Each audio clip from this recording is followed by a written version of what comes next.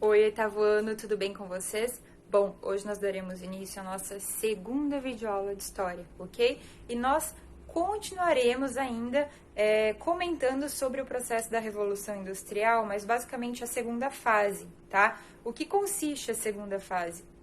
É um momento em que a indústria, ela, até então concentrada na Inglaterra, ela se expande para a França, para a Alemanha e para os Estados Unidos, ok?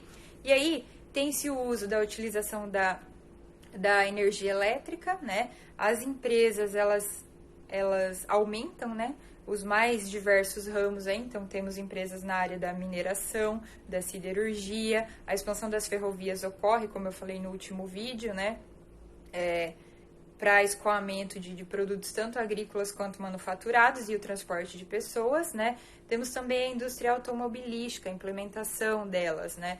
Que é o sistema de produção em massa, onde cada trabalhador era responsável por executar uma parte do automóvel, ou melhor, por montar, né, uma parte do automóvel.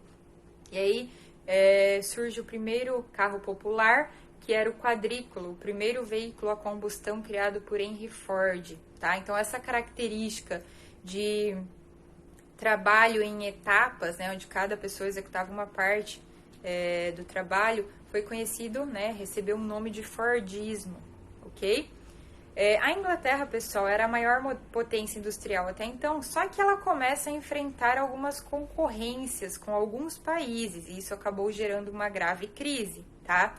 Então, quem que no caso foram os mais prejudicados? As pequenas empresas, muitas acabaram até fechando, galera, tá?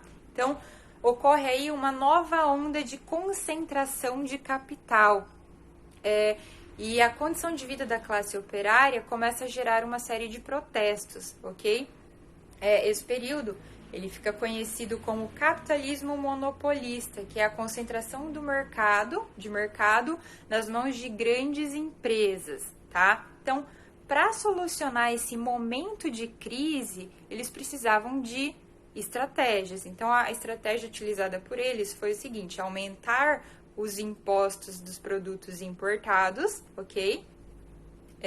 E incentivar a produção nacional, ou seja, essas estratégias criadas, elas priorizavam somente os industriais, né, os donos das empresas e os banqueiros, tá?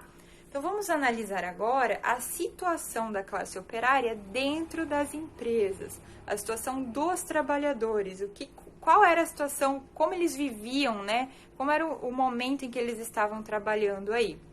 Então, para começar, com relação ao salário, gente, o salário era extremamente baixo. Então, isso ocasionava a rotatividade que eu falei no outro vídeo, né? As pessoas entravam, viam que o salário era ruim e acabavam, né, pedindo demissão. Só que, gente, a grande maioria precisava desse dinheiro. Então, muitas pessoas permaneciam, mesmo o salário sendo baixo, ok? A condição de trabalho física, né, dentro da empresa. Então, muitas indústrias eram pouco iluminadas, pouco ventiladas, tá? E isso era bem ruim na hora de trabalhar, ok? Gente, com relação à jornada de trabalho, elas eram extremamente exaustivas, ou seja, o trabalhador chegava a ficar 16 horas dentro da empresa, ok? Trabalhando, produzindo. E eles tinham um intervalo de 30 minutos apenas de almoço, tá? Então, outra característica, falta de segurança. Como assim? As pessoas se machucavam muito com as máquinas, tá? Principalmente no início, quando a pessoa ainda não tinha tanta habilidade, tá? Elas se cortavam, às vezes até perdiam dedo, mão, tá? E as pessoas não tinham um amparo quando isso acontecia. Então, os trabalhadores que se afastavam por problemas de saúde, eles eram demitidos, tá? Por isso também a rotatividade nesse sentido. Então, tive um problema de saúde, a pessoa era mandada embora. Então, outra pessoa vinha e substituía o trabalho, ok?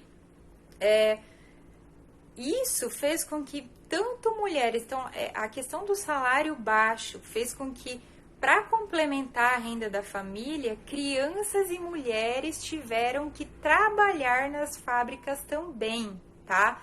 Gente, as crianças, a apostila fala ali na página, deixa eu ver, na página 43, para quem quiser olhar, o trabalho infantil com a mineração. Então, as crianças, por serem ágeis, né, e pequenas, elas puxavam pesados carrinhos de ferro e de carvão, né? Algo bem extremamente cansativo e grave, né, pessoal? Crianças trabalhando nas fábricas, tá? Crianças e mulheres, justamente para complementar a renda, porque o salário do pai de família, né, no caso, era muito baixo.